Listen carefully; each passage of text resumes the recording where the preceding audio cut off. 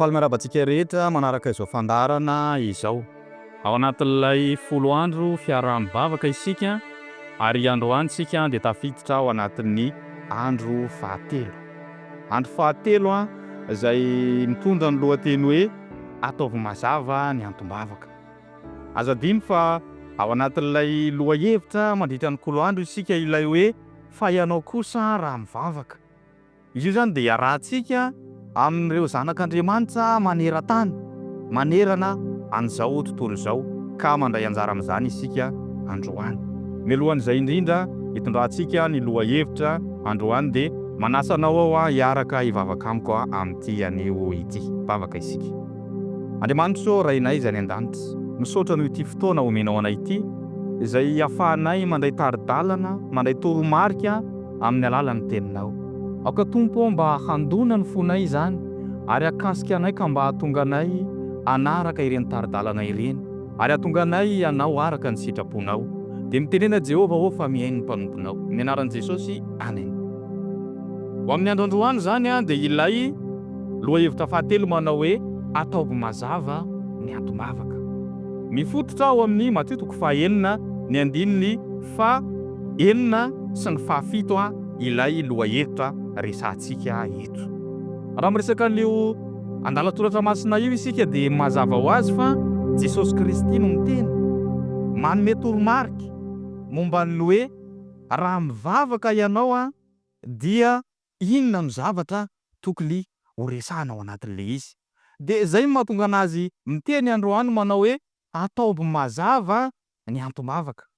Izao no voalazan'ny ten'Andriamanitra ao amin'ny Mateo 9:17 sy 19 izay ifotoran'ity lohahevitra ataontsika ianarantsika arahantsika androany ity. Vakiko amin'ny anaran'i Jesosy Kristy ny teny Mateo 9:17 ary raha mivavaka ianareo dia aza mba manao teny maro foana tahaka ny jentilisy, fa ataony noho ny hamaroan'ny teniny no ianona azy, koa aza manahaka azy ianareo fa fantatry ny rainareo izay any an-danitra izay tokony ho anareo raha tsy mangataka aminy ianareo. Izay ny toromarika omen'i Jesosy Kristy hoe aza manao teny maro foana tahaka ny jentilisy, fa ny jentilisy raha manao teny maro, manolona tonom-bavaka maro dia mihevitra izy fa arakaraka ny tenenany no hahatonga anazy ienona bebe kokoa. Dia miteny Jesosy Kristy manao hoe aoka tsy ho voafitaka sy hanahaka ny fanaon'ny jentilisy ianareo. Fa raha mivavaka kosa zany isika dia izao, inona no antom-bavaka? Inona no tonom-bavaka tianao tononona? Tianao angatahana amin'Andriamanitra? Tianao ho resahana amin'Andriamanitra? Dia ataovy mazava izany zavatra izany.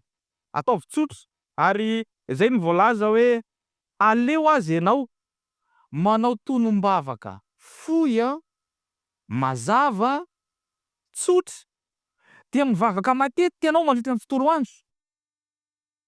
Niteny Davida any amin'ny Salamo hoe maraina sy mitatao vovonana ary ny hariva no hitala oko dia mihaino ny feoko izy.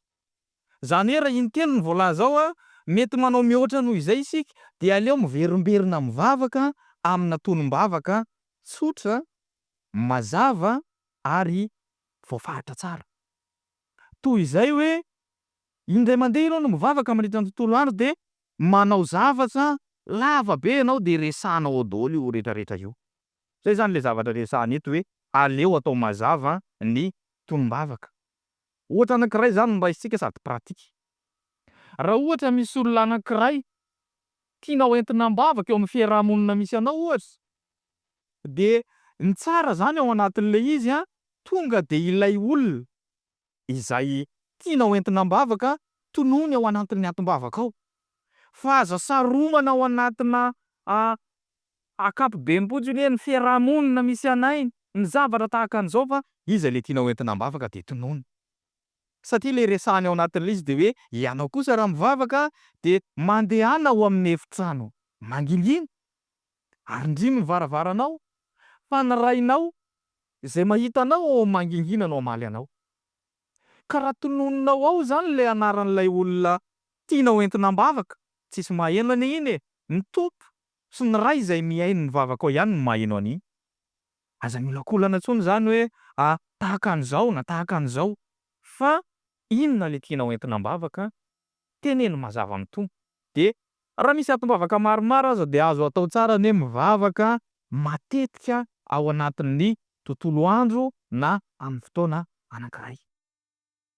Zao no voambaran'ny mpanompo amin'ny tompo ao amin'ny dia ao am'Kristy, ilay mpanoratra malaza.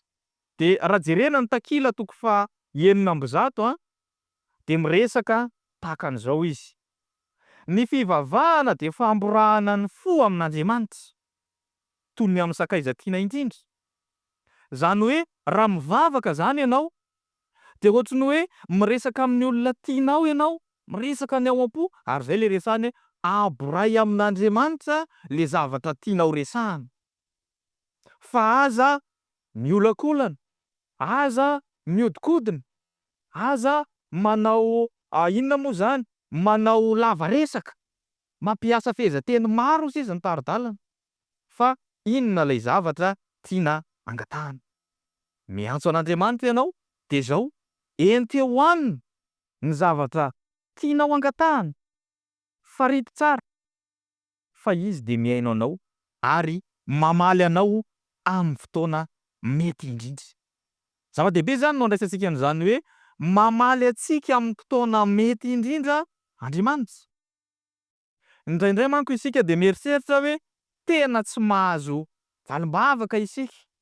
Satria mety amin'ny fotoana ieritreretintsika fa eo Andriamanitra no hamaly, kanefa de voalazany fa mamaly anao izy amin'ny fotoana mety araka ny fombany. Satria ny fomban'Andriamanitra de tsy ilay fombantsika.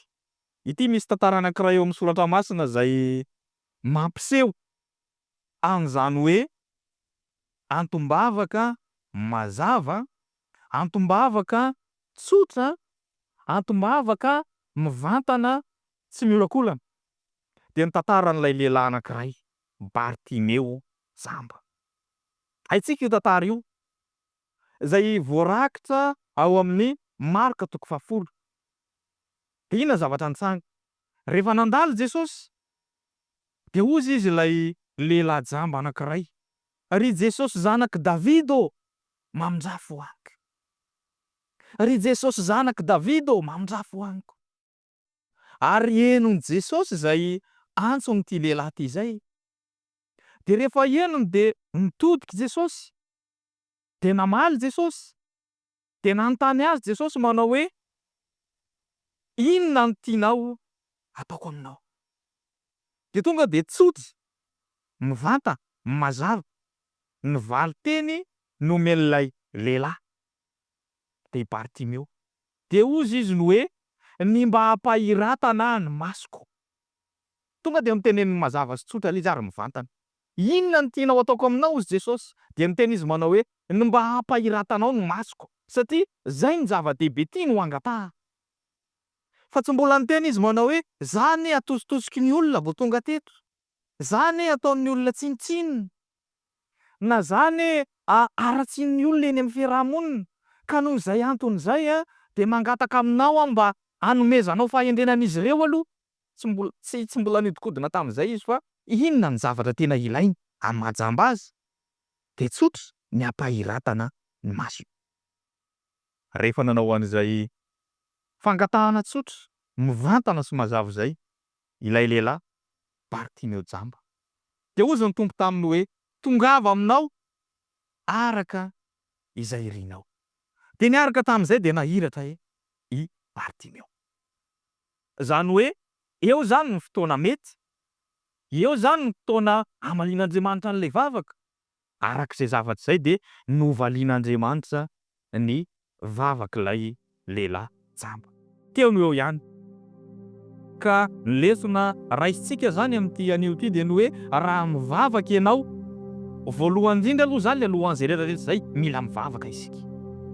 De rehefa mivavaka isika de mivavaka araka ny tenin'Andriamanitra. Zay ny voalohany. Faharoa, ilaina isika manao antom-bavaka mazava, antom-bavaka mivantana, antom-bavaka voafaritra tsara.